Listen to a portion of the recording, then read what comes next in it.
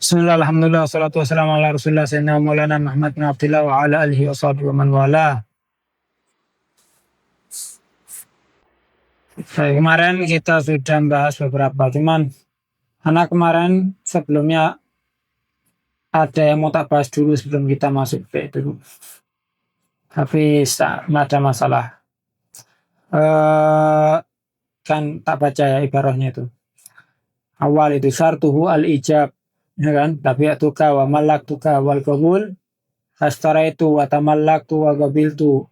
Kemudian wa yajuzu taqaddumu lafzul mustari walau qala bi'ni faqala bi'tuka in aqada fil azhar fa in aqidu bil kinayah kaja'altu laka bi kadza fil asah.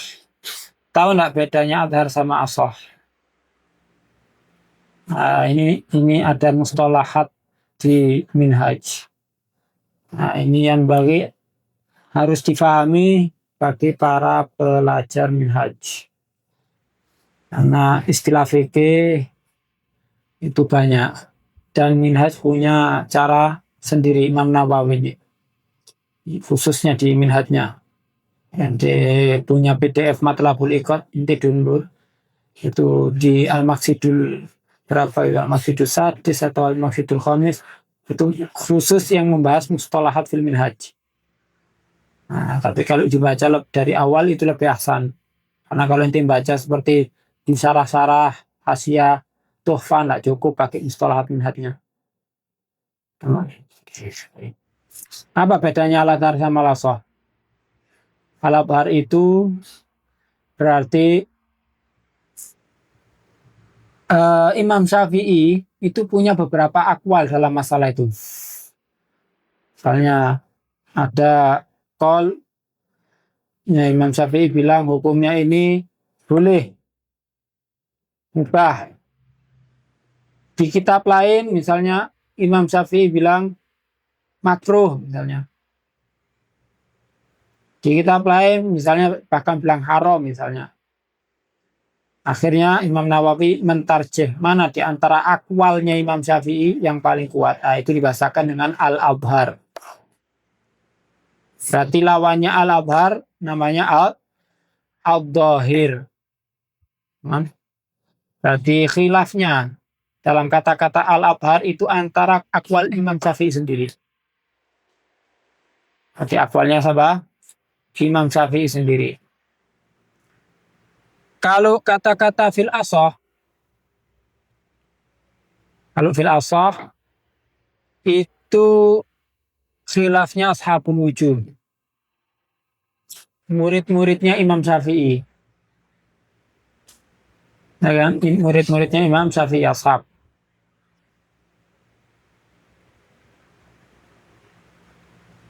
Misal di antara murid-muridnya Imam Syafi'i ada yang berpendapat begini, ada yang berpendapat begini, beda-beda. Ditarjih di antara ashab ini mana yang kuat menurut Imam Nawawi? Karena Imam Nawawi itu masuk fase ahlu tarjih, yang mentarjih akwal sebelumnya atau aujuh sebelumnya, wujuhul ashab, antara wujuhul ashab. Ini yang kuat berarti dikatakan al-asah bahasanya. Berarti di sini paham. Kalau al-abhar itu berarti khilafnya di akwalnya Imam Syafi'i sendiri. Kalau ada kata-kata al-asah berarti di situ ada khilafnya di ashabnya Syafi'i, ashabul wujuh. Tamam? Itu wujuh. Baik. Muqabilul asah itu sahih. Nah, muqabilul abhar di dapat ini. Mana? Jadi di minhaj itu ada al-abhar, ada al-asah, ada as-sahih, nanti ada as-sahih. Langsung itu al-asah muqabil bukan langsung was-sahih kada. Ada al-masyhur, ada al-madhab, ada waqila, ada wafi qaulin. Itu semuanya ada istilahnya. Barusan yang kita bahas tadi al-abhar jelas. Al-asah sudah jelas. As-sahih as-sahih itu menunjukkan ada khilaf di ashab Syafi'i sama seperti sama as-sahih tadi. Cuman Imam Nawawi seakan-akan ingin berkata kepada kita, lawannya sahih dhaif jiddan, dhaif. Beda dengan muqabilnya as-sahih. Kalau muqabil as-sahih itu masih kuat. Jadi Imam Nawawi ingin bedakan. Ini sama-sama khilaf di wujuhul ashab. Tapi kalau pakai bahasa al-ashah berarti khilafnya itu masih kuat. Tapi kalau sudah pakai bahasa as-sahih kada, berarti Imam Nawawi ingin nyatakan ya ada khilaf emang di ashab, tapi yang lawannya muqabilnya dhaif. Ini jelas dulu ya. Kemudian ada kata-kata wakila. Wakila itu khilaf juga di ashab. Khilaf di ashab. Tapi Imam Nawawi seakan-akan ingin berkata pada kita urutkan tadi. Kalau ashab berarti lawannya kuat tak? Masih kuat.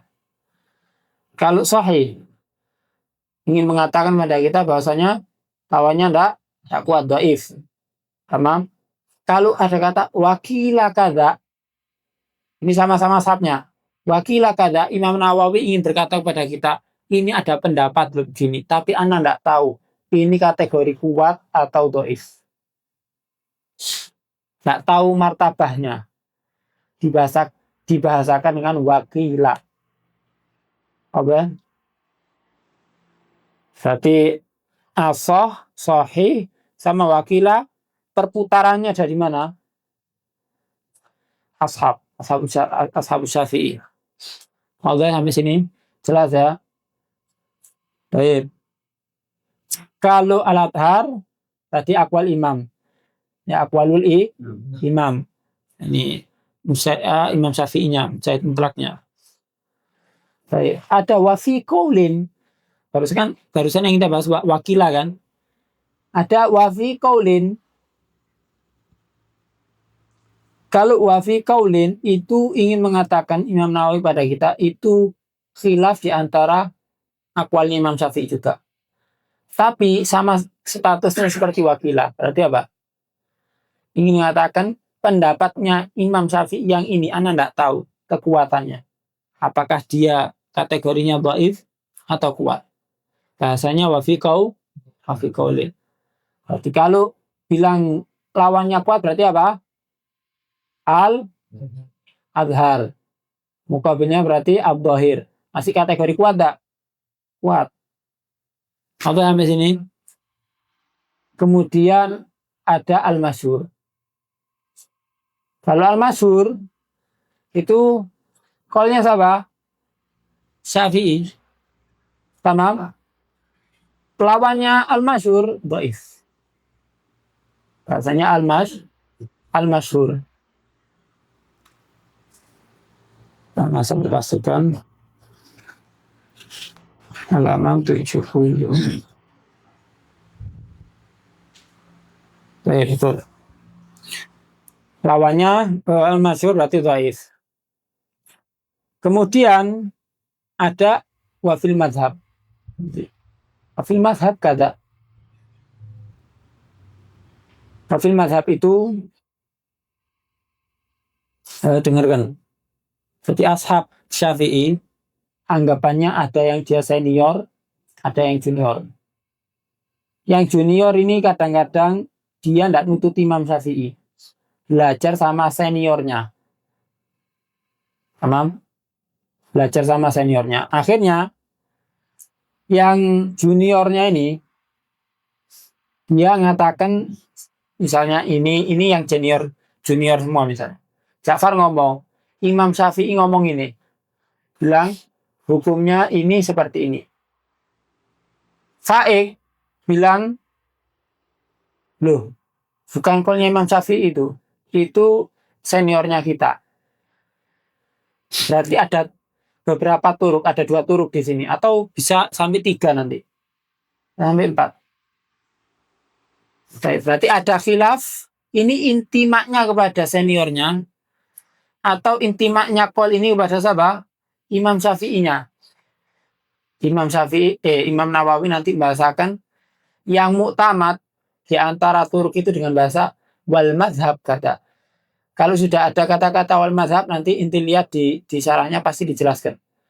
Madhab yang dikatakan kuat sama Imam Nawawi itu intimaknya kepada siapa? Di syarahnya disinggung. Berarti antara ke ashab atau ke Imam Syafi'i. Apa? Bahasanya pakai wal madhab.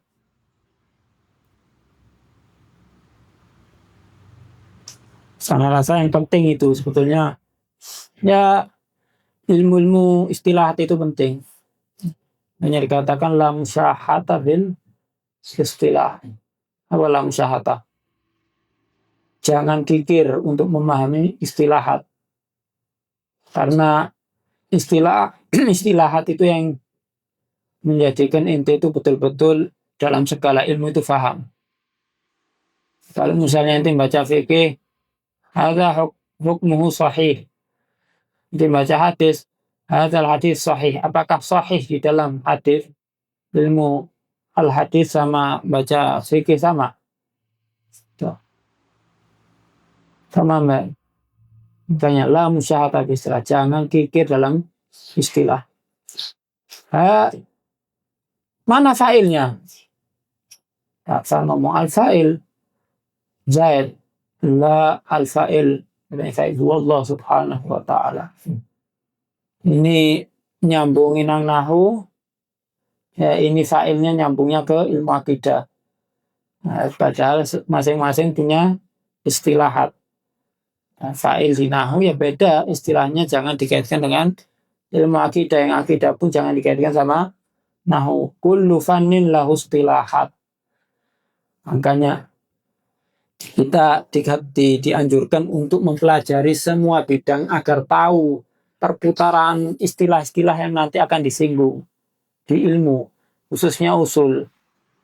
Ya, di situ istilah-istilahnya apa ya, akan banyak digunakan dari beberapa fan ilmu.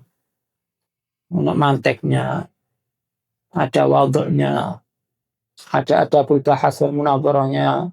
Tiba bayangkan misalnya membaca babul qiyas, di situ nanti ada mustadil, ada mu'allil, ada mu'tarid. Apa ya? Kemudian ya'ti bisanad, sanad.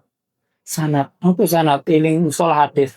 Oh, sanad itu maksudnya rawinya. Sanad di ilmu diskusi beda. Sanad itu maksudnya landasannya apa? Istilah itu ya sila apa? Ta'alum. Nah, hatta salah satu gurunya kita yang ada di Atromox selalu bilang, ente harus tastau'ib kullal ulum. Mempelajari semua bidang ilmu. Walaupun mabadiknya apa level mubtadiknya harus punya level mubtadik di dalam ilmu mantek, harus punya ilmu mubtadik dalam ilmu wadh, harus punya ilmu mubtadik dalam akidah, harus punya ilmu mubtadik dalam apapun lah, mustalah hadis harus. Setelah ente menguasai semua bidang ilmu, baru kalau ente mau menekuni satu bidang masuk. Jangan ente menganggap anak kepingin nahu, anak hobinya nahu tok, tapi anak sama mantek misalnya sama fikih tidak cocok karena tidak senang. Saya tidak senang. Anak jamin ente tidak bakal jadi nahwi. Karena ente baca nahu itu ada kaitannya sama ilmu wadh. Ada kaitannya ente kalau mau jadi muntahi ya, betul-betul takhususnya itu fil lughah di dalam nahu misalnya. Di sana ada wadhnya, di sana ada manteknya. Ente baca kotor ya, Pak? Burung apa-apa di kotor awal-awal Fa in qulta falima lastarata fil kalimat al-wadu' istirata man qal al kalimatu lafdun wudi'a lahu ma'na. Qultu inna mahtaju ila dhalik ila afdhimul lafdha apa jinsanil kalimah ya akhdhihimul lafdha jinsanil kalimah wal lafdh jinsun ba'id wal qaul jinsun qarib. Istilah apa ya? Wasyamsu maknanya syams itu mudi'a wada untuk apa? Ya sesuatu yang kuli. Yasduku ala kaukab gini dan begitu. Walaupun realitanya ada satu, tapi syams itu bukan nama untuk satu itu. Sama seperti insan misalnya di realitanya cuma ada satu dok, Ja'far. Apakah insan itu namanya Ja'far? Untuk Ja'far dok? Enggak. Tidak berbicara realitas. Sama itu dia bukan nama untuk yang satu. Tamam? Dia bagian yasduk apa ala qoli syams hada asyamas al-maujud. Tapi kalau misalnya ada syams lagi Allah ciptakan ada 10 semuanya dikatakan apa? Syams. Allah. Tamam. Kembali ke laptop. Dari semua ini bisa dilakukan apa?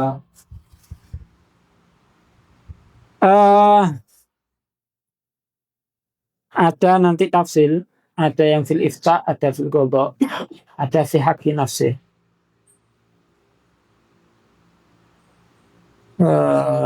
Atau inti kalau bisa download kitab Matlabul Iqad.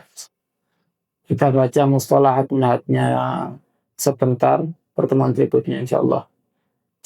Nanti di situ dijelaskan pendapat yang ini boleh difatwakan, pendapat yang seperti ini yang tidak boleh difatwakan. Tapi yang pasti Imam Subuki dia berkata dalam syairnya wajaza taqlidu ghairil arba'ati, kalau mau tulis 2 bait. Wajaza taqlidu ghairil arba'ati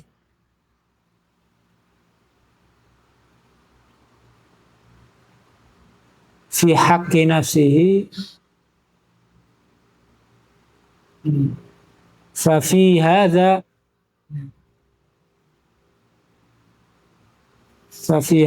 sa'ah.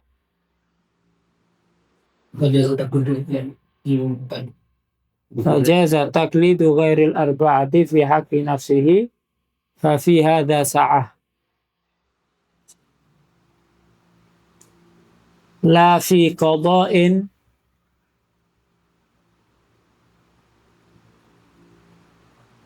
ma'a ifta'in dzukir. La fi qada'in ma'a ifta'in dzukir. Hadza 'ani subkil imamil mustahir. Hadza 'ani subki al-imamil mustahir.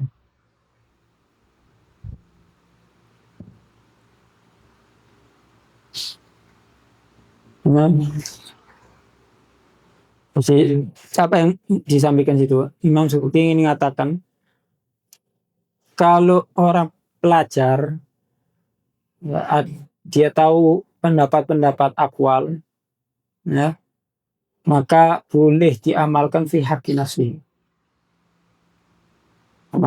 Fi haqqi nafsi. Tapi selama bukan tatabu' rukhas. Istilah enak itu namanya tatabu' rukhas. Ya, untuk menjadikan alasan segala sesuatu itu enak. Itu tidak boleh kalau tatabu' rukhas. Tidak boleh hukumnya. Tapi niatnya bukan tatabu' rukhas, misalnya emang fita'ab karena taat juga tak mengikuti pendapat yang ini aja boleh. Karena ada dorongan lah minimal, bukan untuk main-main. Boleh. Bahkan ghairul arba'ah, mentaklid yang di luar 4 mazhab, katanya Imam Subki ini. Wajzim bidi tahrimi ayya jazmi warra'yu alla yutba'atnu hazmi faqad ubihat indahul autaru wal'udu wattamburu wal mizmaru. Kalau misalnya ala kulli hal, ini bukan tata buruk saja. Sekarang misalnya ente ada di satu keadaan di Indonesia, ente hadir majlis-majlis sama dundukin misalnya. Arba mazhab haram. Tapi ente hadir majlis sekarang, kotean tidak mufakat itu kan? Ya apa nih? Ya minimal ente harus tahu ada qaul yang mengatakan boleh. Itu Ibn Hazm.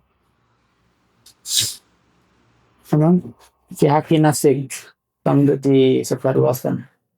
Karena keadaan mau gimana? Daripada ente taunya hukum haram, ente duduk di situ, dapat dosa ente. Harus niat taklid kepada yang membolehkan supaya ente lepas dari dosa. Foto kayak ente jual beli kemarin, nggak tahu hukumnya mu'atoh, tapi selama ini ente melakukannya dengan mu'atoh karena tidak tahu hukumnya, nggak belajar, susah. Tapi kalau ente melakukan mu'atoh karena ente tahu hukumnya, boleh. Itu bedanya. Ada tenang. Sakari saya wis. Wa istaratu. Bismillahirrahmanirrahim, kita masuk niatnya. Wa istaratu, dan disyaratkan an la yatul al faslu baina lafdhaihima. Disyaratkan an la yatul al fasl, tidak panjang fasl antara dua lafaz ijab dan qabul.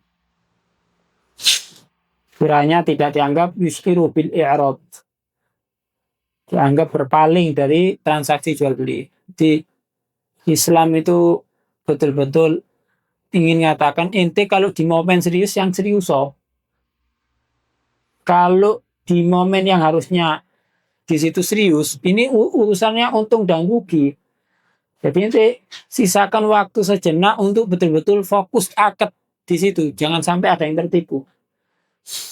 Teman, jangan sampai ada yang dirugikan. Kalau ada ya ketika transaksi itu jeda yang dianggap ente tidak serius di dalam akad, karena diem lama atau ditinggal telepon-teleponan, mungkin bisa jadi ente nanti salah dengar atau misalnya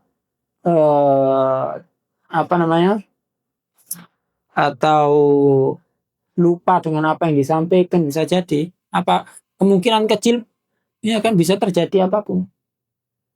Nah, karena itu ya waktu sesingkat itu serius ono. Nah, seperti nikah. Ini masalahnya masalah serius. Ada keturunan. Jual beli pun dianggap masalah serius. Jangan dibuat main-main. Oleh karena itu tidak boleh ada fasal antara ijab dan fasal. Ini bisa fasal karena sukut. Di sini tidak disebut ya. Langsung di syarahnya. Ada karena sukut atau karena kalam ajnabi fasalnya itu. Kalau definisinya fasal yang dianggap bermasalah ada di syarahnya baqaluhu wa huwa ma usyira bi i'radhihi anil qabul. Temu. Nah, itu dhabitnya apa? Fasal. Baik. Kemudian wa kharaja bil asnabi. Sekarang di syarahnya itu ketemu enggak kata wa kharaja bil asnabi? Ketemu. Fal. Wa kharaja bil asnabi wairul ajnabi. Fala yadhu. Maka dianggap tidak masalah. Apa? Bi an yakuna min muqtadayatil aqd aw mustahabbatihi aw min masalihihi. Itu di terusannya ada ya wa fassara fil anwar atau wa fussira fil anwar dalam kitab al anwar Al ajnabi, kapan dikatakan ajnabi? Bi an la yakuna min muqtadul akad. Kiranya bukan hal yang ada kaitannya dengan jual beli. Yang kedua, bukan maslahatnya jual beli. Kemudian yang ketiga apa? Dia bukan mustahabbat, hal yang dianjurkan, disunahkan ya di dalam akad.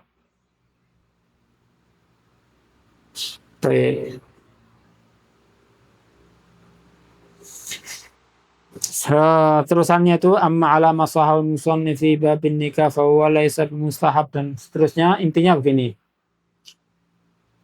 Imam Rafi'i di dalam bab nikah, Imam Rafi'i mengatakan disunahkan bagi yang mengkabul itu sebelum mengkabul bismillah walhamdulillah wassalamu ala rasulillah wa ala alihi washabbihi man wala qabiltu nikahaha tasrija bil masbuk. Jadi ada baca bismillah alhamdulillah salah ala nabi. Imam Nawawi mengatakan tidak. Baik, apakah yadur? Kalau mengikuti pendapatnya Imam Nawawi, la yadur. Tetap dia la yadur. Kenapa? Karena masih ada qol dalam pendapatnya Imam Rafi'i, dia minal mustahabbat. Itu intinya. Nah, di urusannya itu amma ala ma sahhahal musannif fi babin nikah fa huwa laisa bimustahab. Ya kan? Lakinnahu la yadurru kama fin nikah. Kenapa? Karena memang ada khilaf. Ya, pendapatnya Imam Rafi'i yang mengatakan sunnah. Wallahu a'lam.